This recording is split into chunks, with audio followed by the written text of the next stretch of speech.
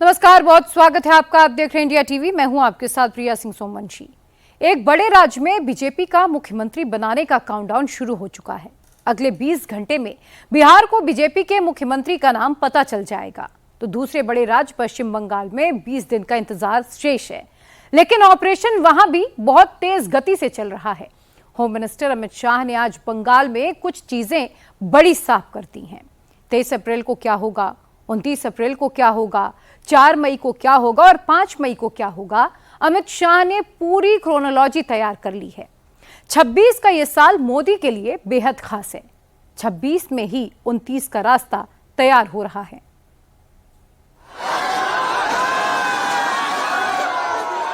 ये हुजूम बता रहा है बंगाल में माहौल क्या है। अमित शाह के रोड शो की ये तस्वीरें ममता बनर्जी का सिर दर्द बढ़ा रही हैं।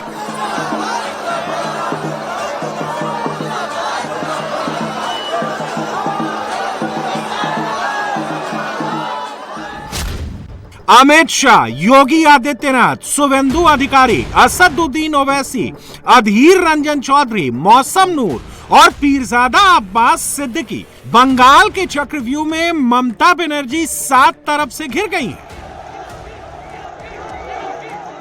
बीजेपी ममता से हिंदू वोट छीन रही है। ओवैसी ममता के मुस्लिम वोट छीनने आ गए हैं। अधीर, मौसम नूर और पीरजादा अपने अपने इलाके में ममता बनर्जी के वोट घटा रहे हैं।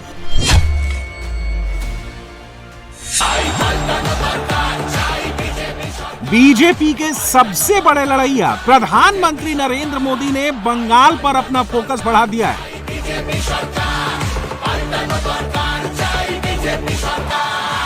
पहले राउंड के इलेक्शन में मोदी की रैलियों का एक राउंड अभी बचा हुआ है। बंगाल में अभी से पलटानो दौरकार चाई बीजेपी सरकार का शोर बढ़ता जा रहा है।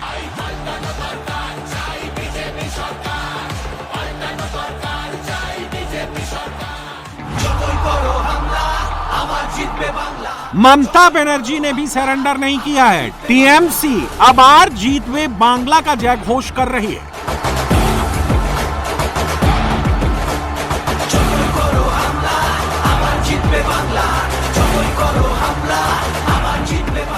बंगाल में सिर्फ 9 दिन बाद वोट पड़ने लगेंगे। 2 राउंड में ही बंगाल का सारा खेला हो जाएगा।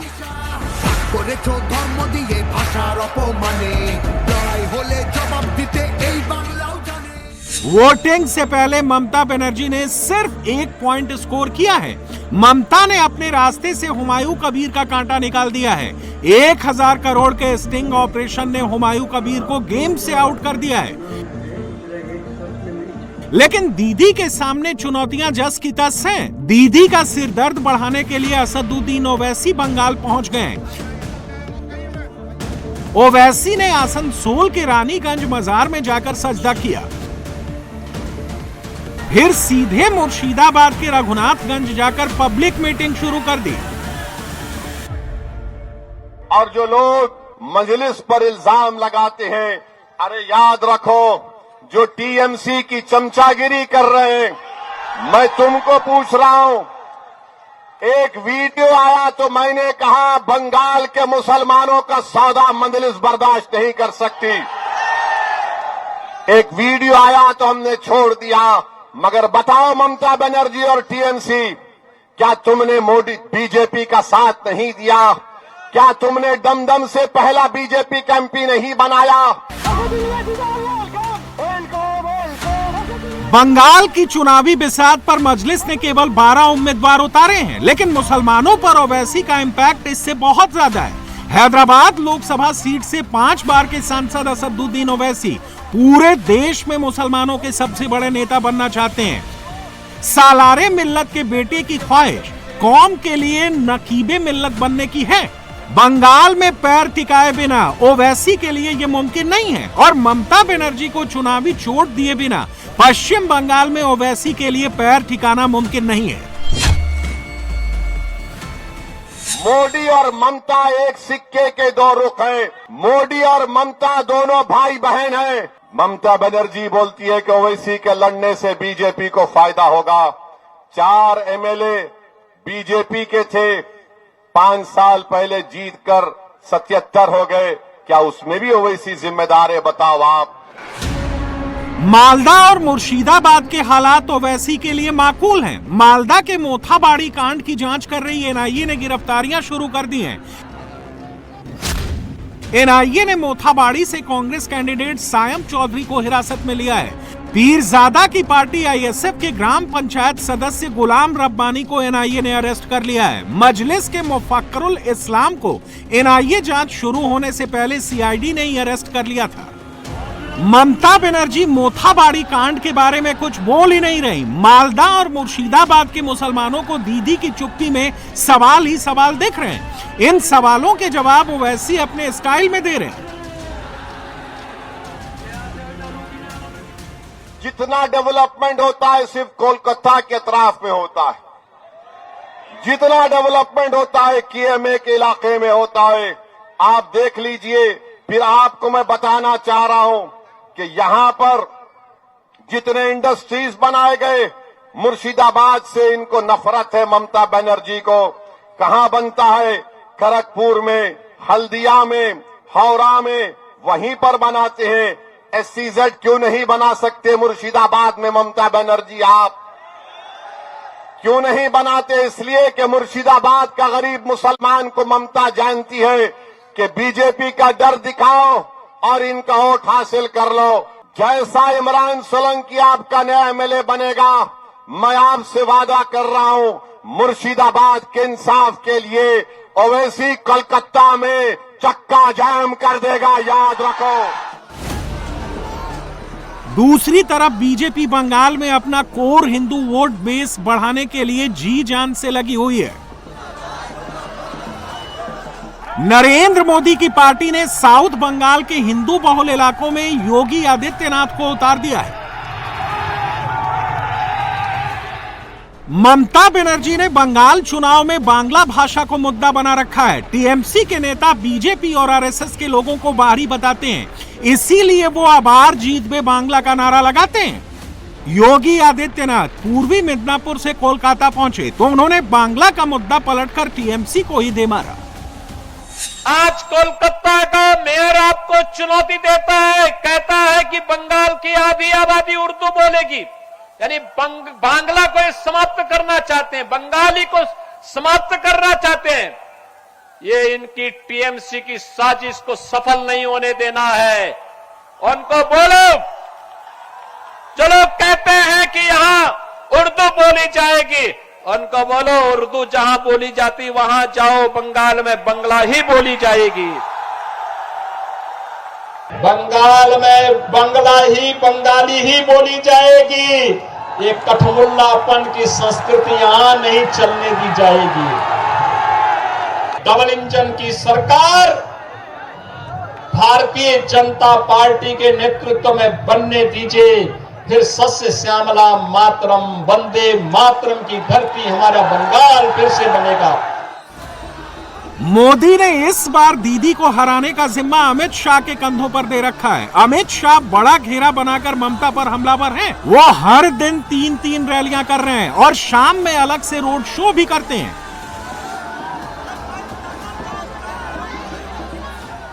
इनके गुंडे टोल टैक्स वसूल रहे हैं, सस्ता अनाज मोदी जी भेज रहे हैं, 5 किलो चावल मुफ्त भेज रहे हैं, और ये उसमें भी 1 किलो चावल निकाल रहे हैं। ममता शर्म करो, शर्म करो। बीजेपी स्ट्रेटजी बनाकर चुनाव प्रचार कर रही है। जिस गली से बीजेपी को वोट नहीं मिल सकते, उस गली बीजेपी जा ही नहीं रही।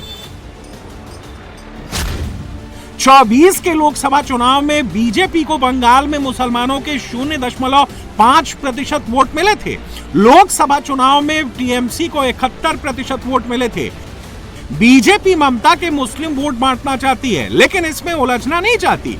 शाह की स्ट्रेटजी में फोकस हिंदू वोट पर है। ये दीदी से डरने की जरूरत नहीं है। यहां नरेंद्र मोदी के नेतृत्व में भारतीय जनता पार्टी की सरकार। अमित शाह मालदा या मुर्शिदाबाद भी जाते हैं तो वहां भी हिंदुओं से डायरेक्ट बात करते हैं। दीदी का एक भाषण सुन रहा था, वो यहां के बहुमत समाज को डरा रही थी, अगर टीएमसी नहीं होगी तो बहुमत समाज का अस्तित्व नहीं होगा। अरे दीदी, सदियों से हम यहां रह रहे, आप कौन होती हो हमें डराने वाली? आपके शासन में मुर्शिदाबाद में दंगे हुए, आप कहां गई थी? आपके शासन में रामनवमी पर हमला हुआ, आप कहां गई थी? आपके शासन में सरस्वती पूजा पर रोक लगी, आप कहां गई थी? मुख्यमंत्री की अपनी सीट भवानीपुर में ममता बनर्जी को चुनौती दे रहे शुभेंदु अधिकारी ने एक बार फिर से सीटों की भविष्यवाणी कर दी है। शुभेंदु ने कम से कम 177 सीटें जीतने का दावा किया है। इस एरिया में बीजेपी पिछले लोकसभा चुनाव में 49% वोट मिला, तब एसआईआर नहीं हुआ था। एसआईआर का बाद यहाँ 55% वोट मिलेगा बीजेपी को, सब सीट जीतेगा। सबसे कम मार्जिन रहेगा 30,000 डिफरेंस, 30,000 से 50,000 के ऊपर सब प्रत्याशी। हमारी सबका नेता अमित शाह जी बता दिया 170 से नीचे नहीं आएगा, ऊपर कितना जाएगा जनता को मालूम है। मैं बार बार सब सभा में बता रहा हूं, 16 में 3 सीट बीजेपी जीता था, 21 में 77 सीट जीता है, इस बार 177 हो ही जाएगा। ये मेरा पर्सनल एनालिसिस। बीच चुनाव में नरेंद्र मोदी नई दिल्ली में पार्लियामेंट का स्पेशल सेशन बुलाने वाले हैं। 16, 17 और 18 अप्रैल को नारी शक्ति वंदन अधिनियम लागू करने के लिए मोदी संविधान संशोधन करवाने वाले हैं। मोदी का ये प्रोजेक्ट जब पूरा हो जाएगा तब बंगाल की महिला वोटर से कहने के लिए मोदी के पास एक और पॉइंट होगा। राज्यों की विधानसभाओं से लेकर देश की संसद तक दशकों की प्रतीक्षा के अंत का समय 16, 17, 18 है। हमारे देश की संसद एक नया इतिहास रचने के करीब है। एक ऐसा नया इतिहास जो अतीत की संकल्पनाओं को साकार करेगा, जो भविष्य के संकल्पों को पूरा करेगा। संसद और विधानसभाओं में महिला आरक्षण के विरोध का जोखिम कोई भी पार्टी नहीं ले सकती। कांग्रेस इसमें कास्ट सेंसस का मुद्दा घुसा रही है। सोनिया गांधी अखबार में आर्टिकल लिख रही हैं और राहुल गांधी सोशल मीडिया पर उसे शेयर कर रहे हैं। इंडी अलायंस में कांग्रेस के सहयोगी भी ओबीसी का इश्यू उछाल रहे हैं। भारतीय जनता पार्टी के लोग जानबूझ करके तमाम मुद्दों से ध्यान हटाने के लिए जल्दीबाजी में महिला आरक्षण की बात कर रहे हैं। सरकार की नीयत नहीं है आरक्षण देना, और सेंसस, डिलिमिटेशन और उसके बाद आरक्षण एक तिहाई का मतलब हुआ कि आप गिनोगे, अब आबादी बढ़ गई, आबादी कितनी है उसकी गिनती की नहीं, तो जब गिनती आपने नहीं की तो इसका मतलब आरक्षण आपकी नीयत में नहीं है। ममता बनर्जी की पार्टी चुप है क्योंकि चुनाव से ठीक पहले महिला आरक्षण का सपोर्ट किया तो बीजेपी को फायदा होगा, और अगर विरोध किया तो टीएमसी को घाटा होना तय है। किसी भी सूरत में ममता को फायदा नहीं दिख रहा। महिला आरक्षण से फायदा है तो मोदी का ही है। सरकार যদি আমার নেতৃত্বে চান তাহলে আমার 294টা সিটেই লড়াই আছে। মোদিজি বলছেন উনি নাকি 294টা সিটের প্রার্থী। ঠিক আছে, তাহলে আপনি প্রধানমন্ত্রীত্বটা ছেড়ে দিন, দিয়ে বলুন আমি বাংলার মুখ্যমন্ত্রী হব, তাই আমাকে 294টা কেন্দ্রে ভোট দিন। কি করে বলেন আপনি? কোন পদটা নেবেন, প্রধানমন্ত্রীর না বাংলার মুখ্যমন্ত্রী? আপনি তো বহিরাগত বাংলায়, আপনি বলে দিচ্ছেন সব কেন্দ্রে আপনি লড়াই করছেন। আগে দিল্লিটা সামলান, তারপরে বাংলার দিকে তাকান। বাংলার দিকে যদি কেউ বিষ চক্ষু নিয়ে তাকায় তার চোখ গেলে দেবে মানুষ। अंग बंग और कलिंग, यहाँ अपनी सरकार बनाना बीजेपी का पुराना ख्वाब है। बिहार में बीजेपी ये ख्वाब पूरा करने के करीब पहुंच चुकी है। पटना में जो पॉलिटिकल सीन बन रहा है उससे लगता है कि मंगलवार 14 अप्रैल को नीतीश कुमार कैबिनेट की आखिरी मीटिंग करेंगे। 14 अप्रैल को ही नीतीश कुमार बिहार के मुख्यमंत्री पद से इस्तीफा देंगे। 14 अप्रैल को ही बीजेपी विधायक दल के नेता का चुनाव होगा। 14 अप्रैल को ही एनडीए विधायक दल के नेता का चुनाव होगा और बुधवार 15 अप्रैल को बीजेपी में बिहार के पहले मुख्यमंत्री का शपथ ग्रहण हो जाएगा। प्रधानमंत्री नरेंद्र मोदी बिहार में नए मुख्यमंत्री के शपथ ग्रहण समारोह में शामिल होने के लिए पटना जा सकते हैं। खबर है कि मोदी 14 अप्रैल की शाम को ही पटना पहुंच जाएंगे और 15 अप्रैल को होने वाले शपथ ग्रहण में शामिल होंगे। बिहार चुनाव के दौरान पटना में जेडीयू ऑफिस के बाहर यह पोस्टर लगा था, 25 से 30 फिर से नीतीश। जेडीयू ऑफिस के बाहर लगा वो पोस्टर अब नहीं है। कहा जा रहा है कि तेज हवा की वजह से पोस्टर फट गया था, इसलिए उसे हटा दिया गया है। वजह जो भी हो, बिहार में नीतीश का युग खत्म हो रहा है। बिहार में बीजेपी का नया सवेरा हो रहा है। दिन के 3 बजे भारतीय जनता पार्टी के कार्यालय में भाजपा के विधानमंडल दल के नेता के चयन हेतु विधानमंडल दल की बैठक बुलाई गई है, जिसमें हमारे केंद्रीय पर्यवेक्षक के रूप में केंद्रीय मंत्री और भारतीय जनता पार्टी के वरिष्ठ नेता आदरणीय शिवराज सिंह चौहान जी रहेंगे और एनडीए की राष्ट्रीय जनतांत्रिक गठबंधन की बैठक बिहार विधानसभा के सेंट्रल हॉल में 4 बजे बुलाई गई है, जिसमें विधानमंडल दल के एनडीए के विधानमंडल दल के नेता का चयन होगा। बंगाल में चुनाव का नतीजा 4 मई को आएगा। उससे 20 दिन पहले बिहार जैसा बड़ा राज्य बीजेपी की झोली में आ रहा है। फैसला तो लेना है एनडीए को, और एनडीए में और किसी को नहीं, मात्र केवल 2 व्यक्ति को। और हमने पूर्व में भी कहा, जो भी मुख्यमंत्री बनेगा उसको पब्लिक का कोई मैंडेट नहीं है। जो भी मुख्यमंत्री बनेगा, नई सरकार बनेगी, अब गुजरात से सरकार चलेगी। और ये बात चुनाव में भी हम लोग बोलते थे कि भाई एनडीए आएगा तो गुजरात से ही चुनाव चलेगा। और ये भी बात बोलते थे कि नीतीश जी को रहने नहीं दिया जाएगा। बिहार और बंगाल ऐसे राज्य हैं जहां बीजेपी ने शून्य से शुरू किया। 90 के दशक तक बीजेपी बिहार में सिर्फ वनांचल की पार्टी थी। वो वनांचल में ही सीरियसली लड़ती थी। बंगाल में बीजेपी सभी सीटों पर लड़ती जरूर थी, लेकिन एक भी सीट नहीं जीत पाती थी। बंगाल और बिहार ऐसे राज्य हैं जहां का मूड समाजवादी रहा है। ये ऐसे राज्य हैं जहां कांग्रेस ने लंबे वक्त तक रूल किया है। ये दक्षिण के राज्य नहीं है। कांग्रेस का यहाँ एक छत्र शासन रहा है। एक समय कांग्रेस के बड़े बड़े नेता बंगाल और बिहार से आते थे। आज कांग्रेस यहाँ रीजनल पार्टियों से भी छोटी हो गई है। 4 मई बीजेपी के लिए डिफाइनिंग मोमेंट होगा। अगर 4 मई को बीजेपी ने बंगाल जीत लिया तो सच में इतिहास बन जाएगा। अगर 4 मई को मोदी की पार्टी ने बंगाल फतेह कर लिया तो पूरा पूर्वी भारत भगवा भगवा हो जाएगा। बीजेपी को उम्मीद है कि तमिलनाडु भी एनडीए के पाले में आने वाला है और असम भी अभी कांग्रेस से मुक्त ही रहेगा। मोदी ने पिछले 12 साल में बीजेपी को पूरब से पश्चिम तक और उत्तर से दक्षिण तक फैला दिया है। मोदी ने उन राज्यों में भी बीजेपी की भगवा फसल उगा दी है जो बीजेपी के लिए कभी बंजर जमीन मानी जाती थी। हरियाणा, महाराष्ट्र, दिल्ली, बिहार और अब पश्चिम बंगाल।